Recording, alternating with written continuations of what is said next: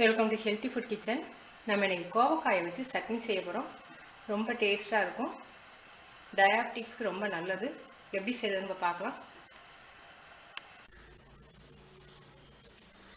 இப்போ சட்னிக்கு ஒரு தக்காளி பழம் எடுத்து வச்சுருக்கேன், 4 மிளகாய், சின்ன வெங்காயம் ஒரு 2 கைப்பிடி அளவுக்கு, அதாவது ஒரு 20 சின்ன வெங்காயம் இருக்கும், நறுக்கி வச்சுருக்கேன். சீக்கிரம் வதங்கணுங்கிறதுக்காக நறுக்கி வச்சுருக்கேன்.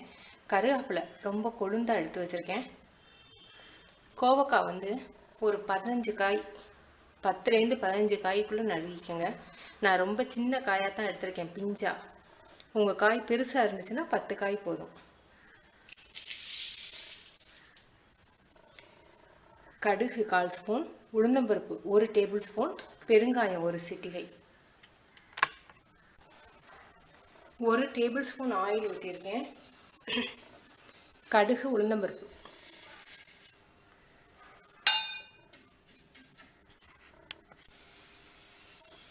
பெருங்காயம் 1 சிட்டிகை,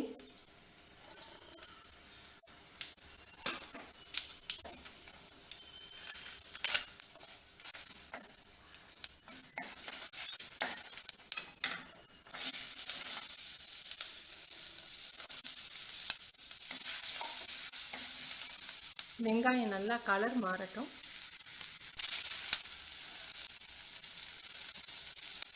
இப்போ கோவக்காய்,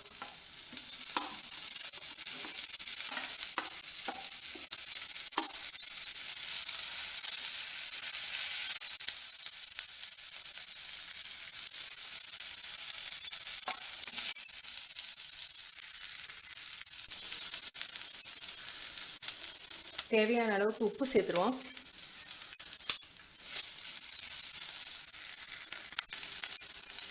இப்போ காய் வதங்கிடுச்சு. இப்போ தக்காளி பழத்தையும் சேர்த்துருவோம்.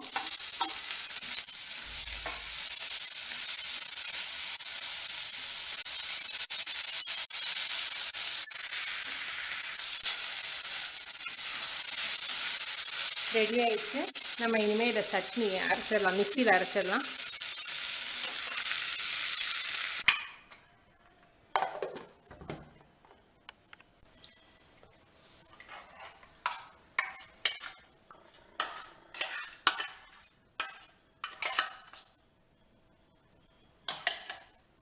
சட்னி ரெடி. இப்போ இதை தாளிச்சிடலாம். கோவக்காய் சட்னி ரெடி. நீங்கள் செஞ்சு பார்த்துட்டு உங்கள் கமெண்ட்ஸ் எனக்கு சொல்லுங்கள். தேங்க்யூ.